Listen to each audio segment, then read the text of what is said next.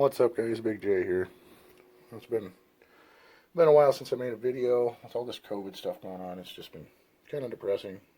I'm still working, so I've been kind of busy with that, and then my wife and kids are stuck at home, so it's hard to get any really quiet downtime to make any videos. So if you hear dogs barking in the background or kids or whatever, I apologize. But anyway, so Swiss Arms TG-1. I picked this up last week. There's a guy that lives around here that I think when Walmart was blowing everything out, I think he went to every Walmart in a 30-mile radius and just cleaned them out, basically. So I've been buying a few air guns from him. I bought 5 at one time from him last week, and they were all CO2 pistols and like a Beeman P17 and some other stuff. But he had this, and so with what I paid him in total, I paid him about $40 per gun. So $40, brand new, sealed in the box. Now I know these have kind of a bad reputation. You know, I've been looking up reviews. There's some good stuff about them, but there's a lot of people that don't like them. Like the trigger is horrible, and other thing I know, like Lou over at First State, has had problems with him. It sounds like he's got a bad breech seal. And then there's another video, I can't remember the name of the channel right now, that he did a review on one, and his breech seal looks like this one does. It looks like somebody gobbed silicone on top of it. So I've been chasing down some parts for this thing too. I think I had this stock off yesterday, guys, and I'm telling you, this is a Crossman air rifle. I mean, everything is exactly the same as I have 2 other NP1 guns, and when you take them apart, I mean, everything's exactly the same. So today, this video is going to be focusing on making this trigger better. I've done it on a couple of my other Crossman air rifles, and it's not too bad to do. So we're going to start there, and then we're going to, you know, eventually I'd like to replace this breech seal and maybe even convert this thing over to nitro piston. So, but this will be the first in this series, and I have a bunch of other air guns that I've been playing with, guys, that I want to do videos on. So I finally got my hands on a couple of Diana chasers, and one of them it's definitely voided the warranty on it, but we'll get into that later. So anyway, so this is pretty simple setup. You can see I've already taken that one out. You have a screw up inside here, and you got another one just like this on the other side. So I'm going to finish taking that screw out, and then I'll show you the trigger pack on this thing, guys, and it's identical to a Crossman. So here we go. Hey, guys. Alright, we're going to finish taking out this last screw here in the bottom. Kind of loosened it. I had a really hard time getting it to pop loose, so I'm thinking about, before I put this thing back together, going to the hardware store and getting a new screw, because it looks like it, I don't know why it was just so hard to come loose. It didn't want to come out. Anyway, so them 3 screws, it all comes out. You can see there that I should probably replace that guy. Yeah, I can't seem to get it to focus here. Yeah, well, it's chewed up, believe me. Alright, so if any of you guys are familiar, if you guys mess around and play with these Crossmans and take them apart and stuff, I mean, this is 100% Crossman trigger pack there. Let me pull this off here. Get it to focus. Come on. There we go. Okay. Let's see, this guy stayed on. You're taking these apart, guys. And make sure you don't lose this. It usually stays in the stock of the gun, but sometimes it'll come off with it. So anyway, if you've ever taken your stock off one of your, like an F4 like I have, or I picked up this M74, I don't know, it's an M16 looking deal at a pawn shop. But this is what they all look like on the inside. And if you look up Crossman trigger modifications, this pack, guys, I mean, this is identical. It is 100% Crosman. So either they're made in the same factory, maybe this was left over from older model stuff that they bought to make these, or whatever. At any rate, it all comes out of the same place, I can tell you that. So you can see, I mean, it is all the same. Exactly.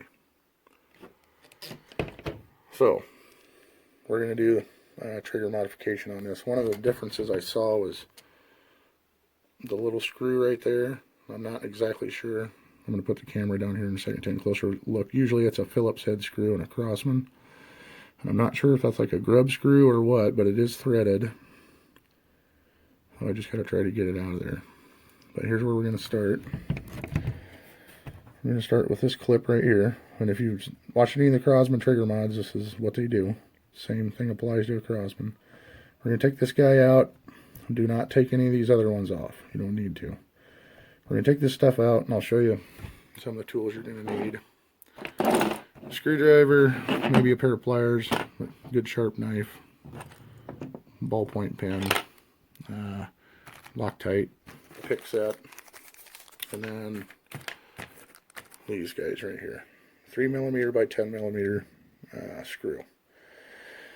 It has a 3mm by 5mm in a Crosman, and I'm sure this is probably pretty similar to that, but we're going to find out if this is going to work.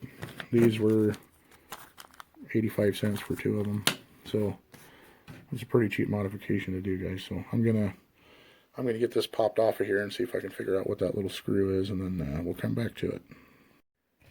When you're popping this clip off of here, make sure you kind of put your finger over the top of it or something. I use this straight pick to kind of reach down in there and move it off. If you're not familiar with these little buggers like to get away. So if you do lose it, I'm sure you can go to a hardware store, take the pin with you, and find one that'll fit it. But just try to keep your finger over that so the stupid thing doesn't get away from you. And I like to use an empty pellet tin to throw parts in so you don't lose them. Some of these parts in here are from that other gun I was telling you about. I did the trigger improvement on it yesterday or the day before, and I just left the extra parts in there. So anyway, find something to throw that stuff in, because you can lose it pretty dang easy. Okay, guys, so as you can see, here's the pin, and just like on my Black Lightning, there's sometimes it looks like this, sometimes it has a solid head on one side, but we'll throw that guy in there. And here's the trigger, the trigger blade. So what we're going to do, if I can find it here, this pin's going to come out, and this guy's going to get pulled out too. Now,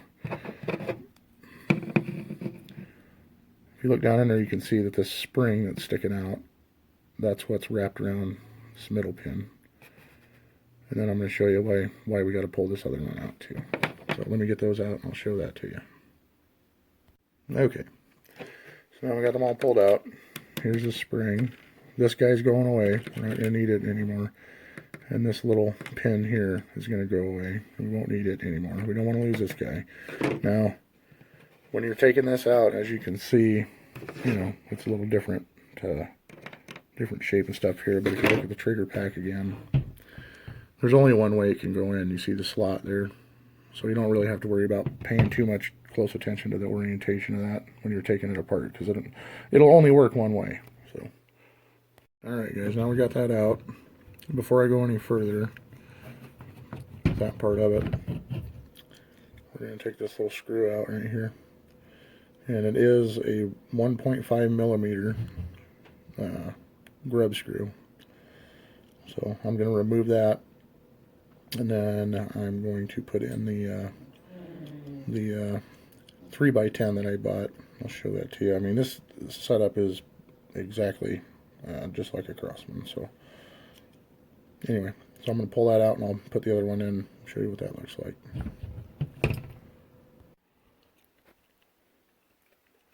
Alright, so I just kind of found this interesting. Like I said before, yesterday, that other Crosman I got, I did a trigger improvement on it. This is the factory Crosman screw, 3x5.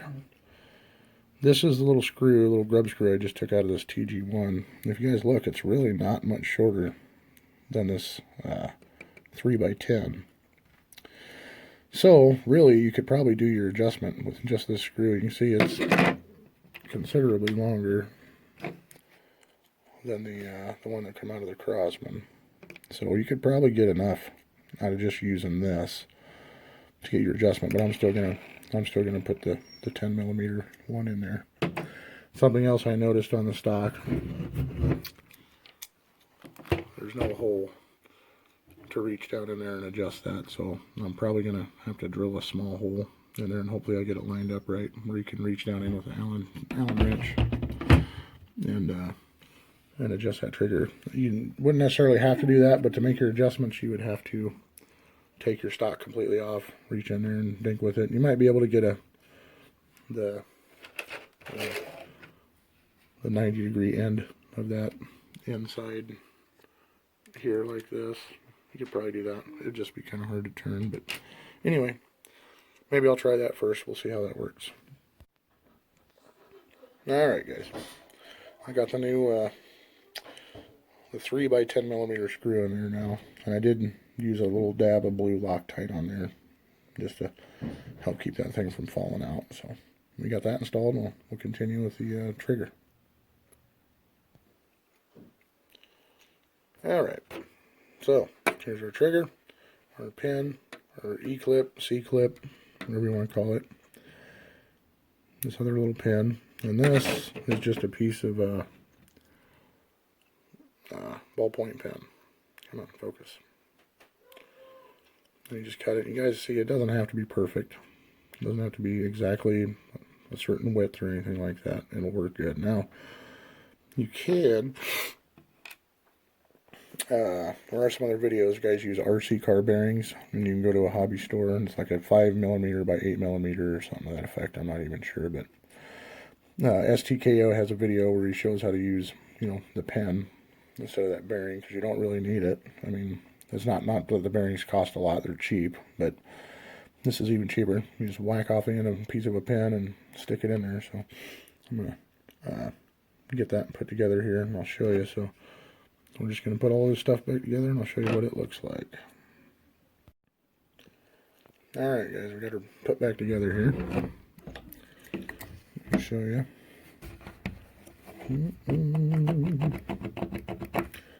Clips are all back in.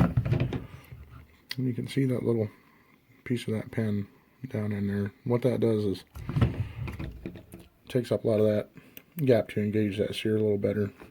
I know there's some different versions where guys don't replace this screw and they do other things, but I like this combination. Using the pen and this screw really makes it a super, super nice trigger. Takes up a lot of that play that's in that trigger and just makes it really nice. So let's continue on. I did go to the hardware store, guy. The head on this one is just kind of wallered out, and I didn't want to take a chance on putting it in there and not being able to get it out, so I went to the hardware store and replacing it with this one. If you decide you want to replace this, it's an M6 is the thread on it, so I think this was an M6 by 12, something like that, but you just take the old one with you. It's an M6, match up the length.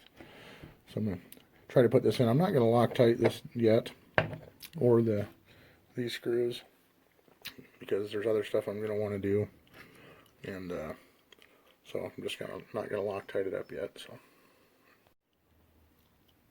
these are the bolts or screws for the forearm and whatever there.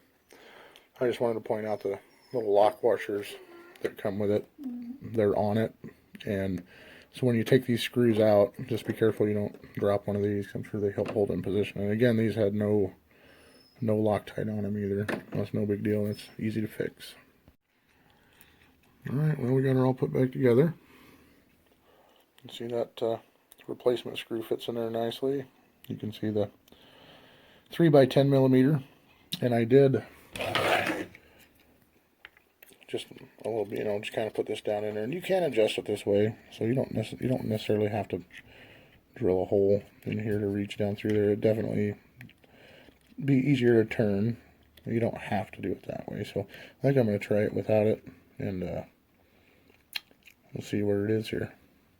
I think we'll take her outside and crack a couple off. Alright guys, here we are outside. We're going to run a couple of pellets through this thing. Not that this matters, but I'm using the Destroyer 7.4. Shout out to Lou, First State. I know he likes that pellet a lot. We're going to give it a try here. I do want to show you guys too. The breech seal on this thing does not look pretty. Does not look pretty. I don't know if they had to put that on there because when it was machined, it got machined a little too big, so it wants to fall out, or what the deal is, but that's not cool. But what are you going to do? You just want to shoot one or two of these. Now, I don't have the scope sighted in or anything, so I'm just kind of shooting up towards my target area there. We'll see how this feels.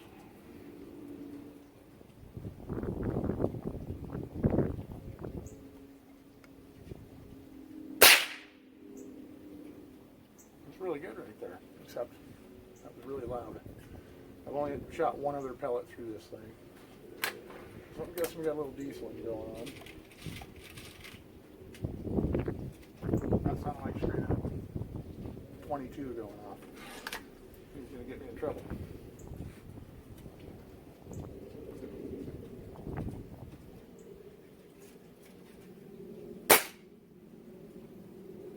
I'm leaving it right there, guys. I like it. You notice I was much quieter on that second shot. There was definitely some dieseling going on there, but I'm sure it's hard to see. But I mean, there's nothing to it now. It's great. So much better. So, as far as these not being adjustable, that's not true. It's totally a Crossman setup, completely adjustable. And the thing I like about this being pretty much a Crossman setup is it's a really good platform to build on, and to make a really reliable straight shooting gun. I really think this is going to be a fun little gun. So anyway, that's it for this mod, guys. There's definitely going to be more on this gun. Like I said, I've got a bunch of CO2 pistols. I've got Diana chasers. One of them I've converted to HPA or PCP. But I want to show you guys. It's a lot of fun to shoot. I got a Hale air gun, hammer spring kit that I ordered for my 25 caliber gauntlet that has made it so much more nice and enjoyable to shoot. There's all kinds of stuff I've been kind of sitting on. So anyway, so I hope that helps you guys if you have one of these, improve your trigger. And there's more to come, and thanks for watching.